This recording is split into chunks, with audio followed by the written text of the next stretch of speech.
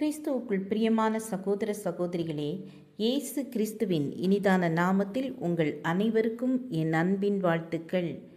இன்றைய தினம் உங்களுக்காக கொடுக்கப்பட்ட வேத வசனம் 2 தெசலோனிக்கேயர் 3ஆம் அதிகாரம் 9ஆம் வசனத்தின் பின்பாகம். நீங்கள் எங்களை பின்பற்றும்படிக்கு நாங்கள் உங்களுக்கு மாதிரியாயிருக்க வேண்டுமென்றே அப்படி செய்தோம். பிஷப் புல்டர் மனித நேயர், சமூக பற்றாளர், வானொலி செய்தியின் வல்லவர். அவரது ஊழியத்தில் ஒரு நாள் அனுபவத்தை அவர் கூறினார். நான் ஆப்பிரிக்காவில் ஒரு கிராமத்திற்கு சென்றேன். அது ஒரு தொழு நோயாளிகளின் குடியிருப்பு. 500 பேரை குடியமர்த்தி இருந்தார்கள். அவர்கள் ஒவ்வொருவருக்கும் இயேசுவின் உருவம் பொறித்த தங்க சிலுவை கொடுக்க விரும்பினார். முதலாவது சிலுவையை பெற்றுக்கொள்ள வந்தவரின் இடது கை விரல்கள் அழுகியிருந்தன. வலது கையில் வெள்ளை தழும்புகள் பார்க்க அருவருப்பாயிருந்தது.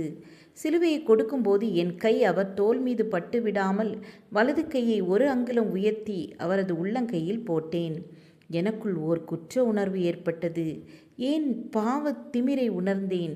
எனக்குள் தூய ஆவியானவர் ஊடுருவி பாய்ந்தார். இங்குள்ள 500 தொழு நோயாளிகளோடு என்னையும் சேர்த்து 501 பேர் இருக்கிறோம். தியாக சின்னமான சிலுவையை கையில் எடுத்தேன்.